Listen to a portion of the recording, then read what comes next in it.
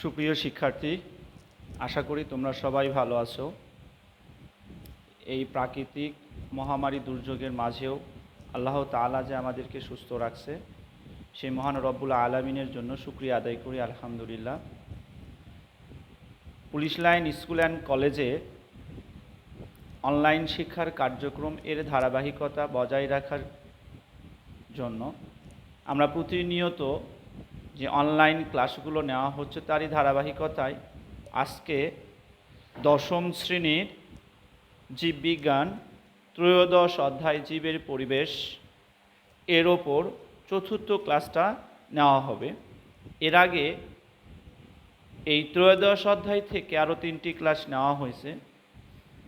এই 3টি ক্লাস প্রকাশিত হয়েছে, তোমরা সবাই যারা এই ক্লাসগুলো দেখতেছো 3টি ক্লাস যেভাবে মনোযোগ সহকারে দেখেছো, আজকের যে ক্লাসটা নেওয়া হবে এই ক্লাসটাও তোমরা মনোযোগ সহকারে দেখবা। এবং আজকের ক্লাসটা খুবই গুরুত্বপূর্ণ। এই ক্লাসটা আজকের ক্লাসে যে অধ্যায়ের যে টপিকস নিয়ে যে বিষয় নিয়ে আলোচনা করা হবে, এই অংশটুকু বোর্ড পরীক্ষায় অনেকবার আসছে। সুতরাং তোমরা আজকের ক্লাসটাও মনোযোগ সহকারে দেখবা এবং কি আছে বইটার সাথে নিয়ে মনোযোগ সহকারে ক্লাসটা দেখার চেষ্টা করবো বা দেখবা তোমরা।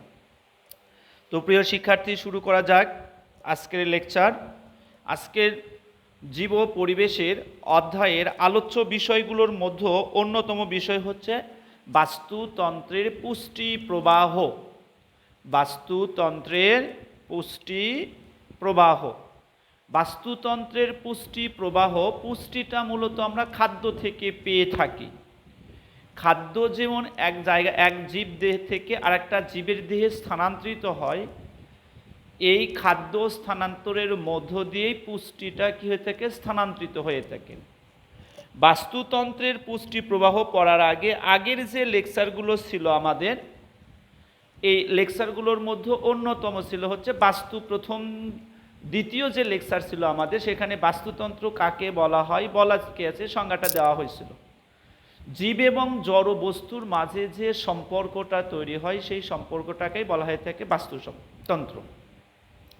বিশেষ করে উদ্ভিদ এবং প্রাণীদের মাঝে যে খাদ্যটা স্থানান্তরিত হয়, এই উদ্ভিদ এবং প্রাণীদের মাঝে খাদ্য স্থানান্তরটাকে আমরা এখানে পুষ্টি প্রবাহতে আলোচনা করব। বাস্তুতন্ত্রে পুষ্টি প্রবাহ, আমরা জানি পৃথিবীর সমস্ত শক্তির উৎস হচ্ছে সূর্য। সূর্য থেকে যে শক্তিটা আসে সেই শক্তি সবুজ উদ্ভিদ সালোক সংশ্লেষণ প্রক্রিয়ায় নিজের খাদ্য নিজে তৈরি করে থাকে। সবুজ উদ্ভিদ যখন এই খাদ্যটা সে নিজের জন্য কি আছে সালোক সংশ্লেষণ প্রক্রিয়ায় তৈরি করার পর সবুজ উদ্ভিদ কিছু খাদ্য তার নিজের দেহে জমা রাখে। সবুজ উদ্ভিদের দেহ থেকে এই খাদ্যগুলো যখন প্রথম স্তরের খাদকের দেহে যায়, তখন কি আছে এই সবুজ উদ্ভিদের দেহ থেকে কিছু পুষ্টি তথা খাদ্য প্রথম স্তরের দেহে যায়। প্রথম স্তরকে যখন দ্বিতীয় স্তরকে খায়, তখন প্রথম স্তরের দেহ থেকে কিছু খাদ্য তথা পুষ্টি দ্বিতীয় স্তরে যায়। দ্বিতীয় স্তরকে যখন তৃতীয় স্তরের কোনো জীব খাদ্য হিসাবে গ্রহণ করে থাকে, তখন দ্বিতীয় স্তর থেকে খাদ্য তথা পুষ্টি তৃতীয় স্তরে যায়। এরপর যখন উৎপাদক তথা সবুজ উদ্ভিদ প্রথম স্তর, দ্বিতীয় স্তর, তৃতীয় স্তর যখন মারা যায়, এদেরকে পচায় হচ্ছে বিয়োজক, অর্থাৎ ব্যাকটেরিয়া এবং ছত্রাক এদেরকে পচায়। পচানোর পর যে হিউমাস বা যে বজ্র পদার্থ তৈরি হয়, সেই বজ্র পদার্থ বা হিউমাসগুলো জৈব সার হিসাবে সবুজ উদ্ভিদ আবার গ্রহণ করে। সবুজ উদ্ভিদ সেই জৈব সার বা হিউমাসগুলোকে গ্রহণ করে আবার খাদ্য প্রস্তুত করে। সবুজ উদ্ভিদের দেহ থেকে এই খাদ্যটা আবার প্রথম স্তরের দেহে যাবে, প্রথম স্তর থেকে দ্বিতীয় স্তর, দ্বিতীয় স্তর থেকে তৃতীয় স্তর, তৃতীয় স্তর থেকে বিয়োজক, বিয়োজক থেকে আবার উৎপাদক বা সবুজ উদ্ভিদ। এইভাবে পুষ্টি চক্র আকারে ঘোরে। পুষ্টিটা সবুজ উদ্ভিদ থেকে দেহ থেকে বিভিন্ন জীবের দেহ থেকে আবার সবুজ উদ্ভিদে ফিরে আসে। এই জন্য বলা হয়ে থাকে বাস্তুতন্ত্রের পুষ্টি প্রবাহ চক্রাকার। বাস্তুতন্ত্রের পুষ্টি প্রবাহটা কীরকম হয়ে থাকে? চক্র আকারে ঘুরতে থাকে। বাস্তুতন্ত্রে পুষ্টি প্রবাহটা কি আকারে ঘোরে? চক্র আকারে ঘোরে। যেমন আমরা এটাকে এইভাবে বোর্ডের দিকে একটু খেয়াল করবা তোমরা, কেসে আমরা একটু লিখবো, আমরা কেসে সূর্য, তাই না? সূর্য যে আছে, সূর্য থেকে আলোটা কোথায় যাবে? উৎপাদক, উৎপাদক তথা কি আছে? উদ্ভিদ। উৎপাদক তথা কি হবে? উদ্ভিদ। এই উদ্ভিদের দেহে কি হবে তোমার? উদ্ভিদ সালোক সংশ্লেষণ প্রক্রিয়ায় খাদ্য তৈরি করে থাকে। উদ্ভিদের দেহ থেকে এই খাদ্যটা কোথায় যায়? প্রথম স্তর, প্রথম স্তরের দেহে যায় খাদ্যটা। এরপর প্রথম স্তরের দেহ থেকে খাদ্যটা কোথায় আসবে? দ্বিতীয় স্তর, দ্বিতীয় স্তরের দেহে খাদ্যটা আসবে। দ্বিতীয় স্তর থেকে খাদ্যটা কোথায় যাবে? তৃতীয় স্তরে যাবে, তৃতীয় স্তরে যাবে। এরা যখন মারা যাবে এদেরকে আবার পচাবে কে? বিয়োজক, বিয়োজক। এদেরকে পচাবে কে? বিয়োজক পচাবে, বিয়োজক খাদ্য নেবে। বিয়োজক কি তৈরি করবে? হিউমাস, হিউমাস তৈরি করবে। এই হিউমাস বিয়োজকের দেহ থেকে আবার উৎপাদকের দেহে যাবে। বিয়োজকের দেহে থেকে কোথায় যাবে? উৎপাদকের দেহে যাবে। আবার উৎপাদকের দেহ থেকে কোথায় যাবে? এটা উৎপাদকের দেহ থেকে এটা প্রথম স্তরে যাবে, প্রথম স্তর থেকে দ্বিতীয় স্তর যাবে, দ্বিতীয় স্তর থেকে তৃতীয় স্তর যাবে, সেখান থেকে আবার বিয়োজকে আসবে, বিয়োজক থেকে হিউমাস, হিউমাস থেকে উৎপাদক। এইরকমভাবে কি আছে? বাস্তুতন্ত্রে কি আছে? তোমার পুষ্টিগুলো চক্র আকারে ঘুরতেই থাকে। এই জন্য বলা হয় থাকে বাস্তুতন্ত্রে পুষ্টি প্রবাহ চক্রাকার। বাস্তুতন্ত্রে পুষ্টি প্রবাহ কীরকমভাবে ঘুরে বাবা?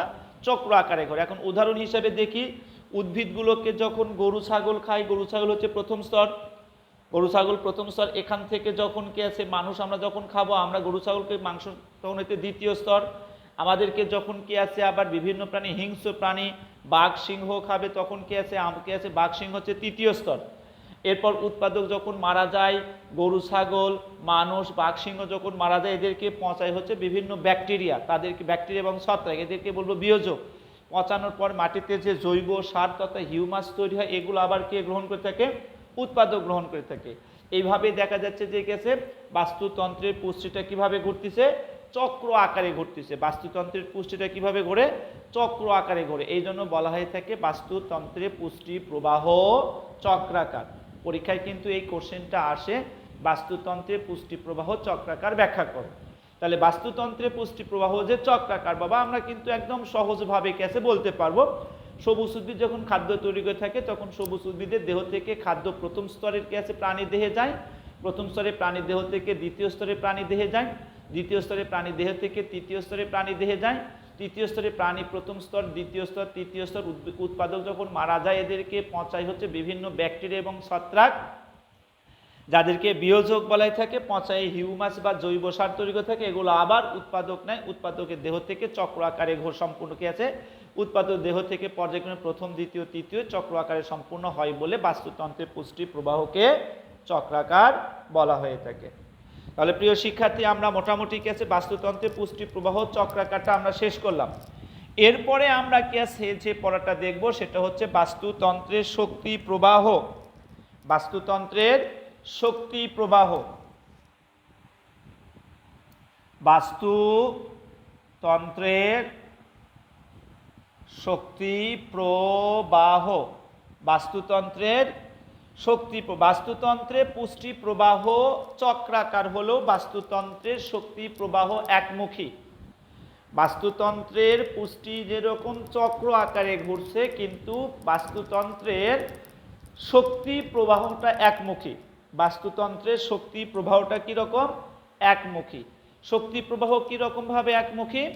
আমরা জানি পৃথিবীর সমস্ত শক্তির উৎস হচ্ছে সূর্য।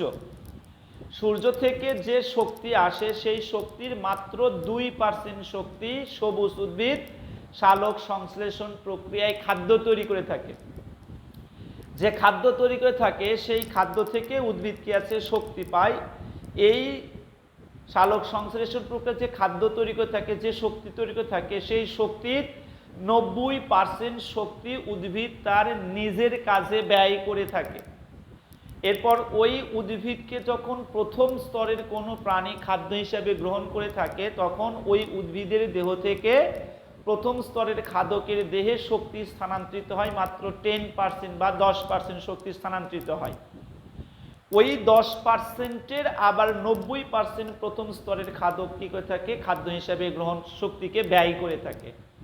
এরপর প্রথম স্তরকে যখন দ্বিতীয় স্তর খাদ্য হিসেবে গ্রহণ করে থাকে, তখন দ্বিতীয় স্তরের দেহে কি করে থাকে, 1% শক্তি স্থানান্তরিত হয়।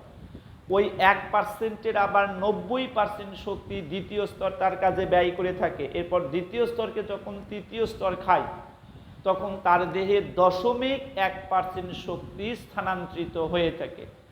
এইভাবে যখন প্রতিটি স্তরে আমরা যাব, সেক্ষেত্রে দেখা যায় প্রতিটি ধাপে শক্তির কিছু অপচয় হয়, শক্তির কিছু খরচ হয়, ব্যয় হয়ে যায়।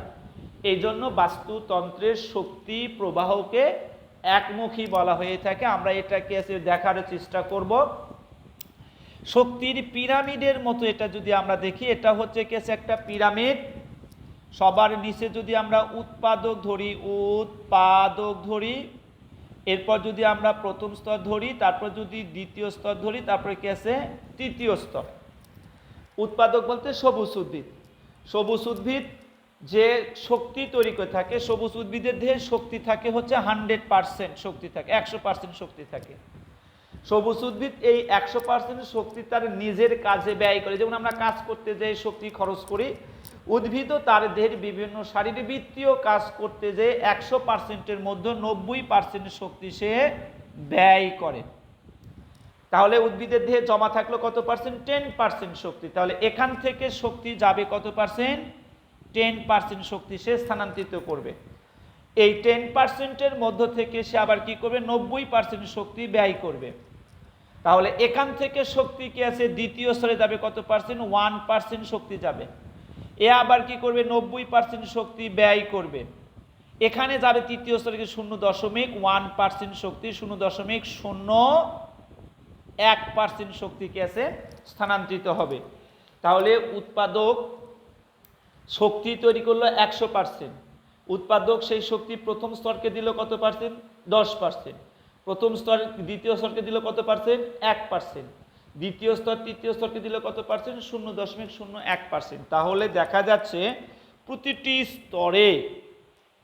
স্তরে শক্তির যে অপচয় হয়, প্রতিটি স্তরে শক্তির যে অপচয় হয়, শক্তির যে খরচ হয়, শক্তির যে ব্যয় হয়, এই জন্য বলা হয় বাস্তুতন্ত্রের শক্তি প্রবাহ অর্থাৎ পুষ্টি প্রবাহ। বাস্তুতন্ত্রে পুষ্টি প্রবাহ চক্রাকার হলেও শক্তি প্রবাহ একমুখী। বাস্তুতন্ত্রে পুষ্টি প্রবাহ চক্রাকার হলেও আমরা শক্তি প্রবাহকে কি বলবো, আমরা শক্তি প্রবাহকে বলবো আমরা একমুখী। তাহলে আমি আবারও বলতেছি বাবা, বাস্তুতন্ত্রের পুষ্টি প্রবাহ চক্রাকার তো আমরা পড়েছি, আজ পড়তেছি বাস্তুতন্ত্রে কি আছে, শক্তি প্রবাহ। বাস্তুতন্ত্রের শক্তি প্রবাহ যেটা বললাম, উৎপাদক সালোক সংশ্লেষণ প্রক্রিয়ায় যে খাদ্য তৈরি করে থাকে, সেই খাদ্য বা শক্তির 90% শক্তি থাকে, সেই 100% শক্তি থাকে। 100% শক্তির মধ্য থেকে যে কী করে থাকে, 100% যে শক্তি থাকে, এর দেহে যে 100% শক্তি আছে, এখানে যে 100% শক্তি আছে, একে যখন এ খাবে তখন এ কী করবে, 10% শক্তি স্থানান্তর করবে। আবার একে যখন এ খাবে তখন 1% শক্তি স্থানান্তর করবে। একে যখন এ খাবে তখন কিন্তু 0.01% শক্তি স্থানান্তর করবে। এইভাবে যতই ওপরের দিকে যাব, দেখা যাচ্ছে যে শক্তির অপচয় শক্তি ততই কমে যাচ্ছে। এই জন্য বলা হয়ে থাকে বাস্তুতন্ত্রের শক্তি প্রবাহ প্রতিটি ধাপে শক্তি হ্রাস পায়, প্রতিটি ধাপে শক্তি কমে যায়। এই জন্য বলা হয়ে থাকে বাস্তুতন্ত্রের শক্তি প্রবাহ একমুখী। বাস্তুতন্ত্রের শক্তি প্রবাহ একমুখী। তাহলে আমরা দুইটা টপিকস পড়লাম, একটা পড়লাম হচ্ছে বাস্তুতন্ত্রের পুষ্টি প্রবাহ চক্র আকারে হয়, আর একটা পড়লাম হচ্ছে বাস্তুতন্ত্রের শক্তি প্রবাহ কি আছে একমুখী। পুষ্টি প্রবাহ চক্রাকার হলেও শক্তি প্রবাহ একমুখী। বাস্তুতন্ত্রের যে শক্তি প্রবাহ একমুখী, এই যে শক্তির অপচয় হয়, সেই শক্তির অপচয়টা কিভাবে হয় এটা একটু আমরা দেখব। আমাদের শক্তির অপচয়টা কিভাবে হয় বাবা, আমরা একটু দেখব। আমরা জানি কি আছে, সূর্য, তাই না, সমস্ত শক্তির উৎস। এখান থেকে শক্তি আসে কোথায়, উৎপাদক। উৎপাদকের দেহ থেকে কোথায় যায়, প্রথম স্তর। প্রথম স্তরের দেহ থেকে কোথায় যায়, দ্বিতীয় স্তর, দ্বিতীয় স্তরে দেহ হচ্ছে কোথায় যায়? তৃতীয় স্তরে যায়।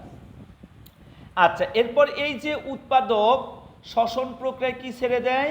তাপ শক্তি, তাপ শক্তি অর্থাৎ কার্বন ডাই অক্সাইড ছেড়ে দেয়। এই যে তাপ শক্তি ছেড়ে দিচ্ছে, প্রথম স্তরও কি করতেছে? তাপ শক্তি ছেড়ে দিচ্ছে। দ্বিতীয় স্তরও কি করতেছে? তাপ শক্তি। তৃতীয় স্তরও কি করতেছে? তাপ শক্তি ছেড়ে দিচ্ছে। এরপর এরা যখন কি আছে পচবে, এরা যখন মারা যাবে, তখন কে করে থাকে? বিয়োজক। বিয়োজক এদেরকে পচাবে কে? বিয়োজক এদেরকে পচাবে, বিয়োজক এদেরকে পচাবে। এরপরে বিয়োজক আবার কি করে থাকে? আবার তাপ শক্তি ছেড়ে দেয়। তাহলে দেখো উৎপাদক সবুজ উদ্ভিদ কিভাবে শক্তি কে আছে খরচ করে? তাপ শক্তি তথা কার্বন ডাই অক্সাইড ছেড়ে দিয়ে শক্তি ব্যয় করে। প্রথম স্তর তাপ শক্তি কার্বন ডাই অক্সাইড ছেড়ে দিয়ে শক্তি ব্যয় করে। দ্বিতীয় স্তর তাপ শক্তি কার্বন ডাই অক্সাইড ছেড়ে দিয়ে শক্তি ব্যয় করে। তৃতীয় স্তর তাপ শক্তি বা কার্বন অক্সাইড ছেড়ে দিয়ে কি করে থাকে? শক্তি ব্যয় করে থাকে। এই উৎপাদক প্রথম, দ্বিতীয়, তৃতীয় এদেরকে পচাইকে বিয়োজক। বিয়োজক আবার কি করে থাকে? তোমার এই তাপ শক্তি অর্থাৎ কি আছে শ্বসনের ফলে তাপ শক্তি কিভাবে তৈরি হয়ে থাকে? শ্বসনের ফলে তাপ শক্তিটা তৈরি হয়ে থাকে। শ্বসনের ফলে,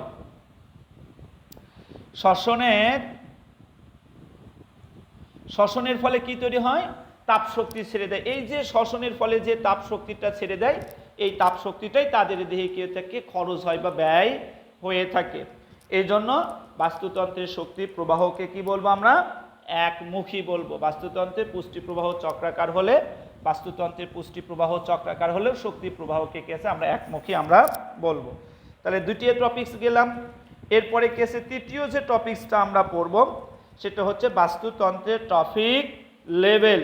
বাস্তুতন্ত্রের কি আছে? তৃতীয় টপিক কি আছে? আমরা টপিকসটা পড়বো সেটা হচ্ছে কি বাবা? ট্রফিক লেভেল আমরা পড়বো। Trophic level, trophic level. বাস্তুতন্ত্রের তৃতীয় যে টপিকস পড়বো সেটা হচ্ছে ট্রফিক লেভেল। ট্রফিক শব্দের অর্থাৎ নিয়ন্ত্রণ, আর লেভেল অর্থাৎ হচ্ছে স্তর। ট্রফিক শব্দের অর্থাৎ নিয়ন্ত্রণ, আর লেভেল অর্থাৎ হচ্ছে স্তর। বাস্তুতন্ত্রের প্রতিটি স্তরকে ট্রফিক লেভেল বলা হয়ে থাকে। বাস্তুতন্ত্রের প্রতিটি স্তর, উৎপাদক একটা স্তর, প্রথম স্তরে খাদক একটা স্তর, দ্বিতীয় স্তরে খাদক একটা স্তর, তৃতীয় স্তরে খাদক একটা স্তর, এরকম প্রতিটি স্তরকে কি বলা হয়ে থাকে? ট্রফিক লেভেল বলা হয়ে থাকে। আবারও বলতেছি, বাস্তুতন্ত্রের প্রতিটি স্তরকে বলবো কি আমরা? ট্রফিক লেভেল বলা হয়। বাস্তুতন্ত্রের প্রতিটি স্তরকে ট্রফিক লেভেল কেন বলা হয়ে থাকে? কারণ বাস্তুতন্ত্রের প্রতিটি স্তর তার পরবর্তী স্তরকে নিয়ন্ত্রণ করে থাকে। যেমন কিভাবে নিয়ন্ত্রণ করে থাকে আমরা এটাই আবার দেখি। এটা যদি কি আছে? বাস্তুতন্ত্রে কি আছে? উৎপাদক, এটা হচ্ছে প্রথম স্তর, এটা হচ্ছে দ্বিতীয় স্তর, এটা হচ্ছে কি? তৃতীয় স্তর। আমরা জানি উৎপাদককে খায় হচ্ছে প্রথম স্তর। উৎপাদককে খেয়ে জীবন ধারণ করে থাকে হচ্ছে প্রথম স্তর, উৎপাদককে খাদ্য হিসেবে গ্রহণ করে। এরপরে দ্বিতীয় স্তর প্রথম স্তরকে খায়, তৃতীয় স্তর দ্বিতীয় স্তরকে খায়। এখন যদি উৎপাদক না থাকতো, মনে করেন যে উৎপাদক নাই, উৎপাদক না থাকলে কি হতো? প্রথম স্তর কি খেয়ে জীবন ধারণ করবে? প্রথম স্তর থাকতো না, প্রথম স্তর পৃথিবী থেকে খেয়ে যেত, বিলুপ্ত হয়ে যেত। তাহলে দেখা যাচ্ছে উৎপাদক কাকে নিয়ন্ত্রণ করতেছে? উৎপাদক কাকে নিয়ন্ত্রণ করে? প্রথম স্তরকে নিয়ন্ত্রণ করে থাকে। তাহলে উৎপাদকের ওপর কে নির্ভরশীল? প্রথম স্তরের উপর নির্ভরশীল। তাহলে উৎপাদক প্রথম স্তরকে নিয়ন্ত্রণ করে। তাহলে উৎপাদক হচ্ছে একটা ট্রফিক লেভেল। কাকে নিয়ন্ত্রণ করে থাকে? প্রথম স্তরকে নিয়ন্ত্রণ করে থাকে। তাহলে কি আছে? উৎপাদক কি আছে? প্রথম উৎপাদক কার প্রতিনিধিত্ব করে? উৎপাদক প্রথম স্তরকে বা প্রথম স্তরের প্রতিনিধিত্ব করে থাকে। তাহলে উৎপাদক হচ্ছে একটা কি আছে? তোমার ট্রফিক, উৎপাদক হচ্ছে একটা নিয়ন্ত্রক, আর লেভেল হচ্ছে কি? প্রথম স্তর। এরকম একটা কি বাস্তুতন্ত্রের প্রত্যেকটা স্তরকে কি বলবো আমরা? ট্রফিক লেভেল বলবো। উৎপাদক যেরকম প্রথম স্তরকে নিয়ন্ত্রণ করলো, প্রথম স্তর ঠিক অনুরূপভাবে দ্বিতীয় স্তরকে নিয়ন্ত্রণ করে থাকে, কন্ট্রোল করে থাকে। প্রথম স্তর যদি না থাকে তাহলে দ্বিতীয় স্তর থাকতো না, দ্বিতীয় স্তর পৃথিবী থেকে বিলুপ্ত হয়ে যেত। এই জন্য কি আছে? প্রথম স্তরও এক ধরনের ট্রফিক লেভেল। প্রথম কেন ট্রফিক লেভেল বলবো? কারণ প্রথম স্তর কাকে নিয়ন্ত্রণ করে থাকে?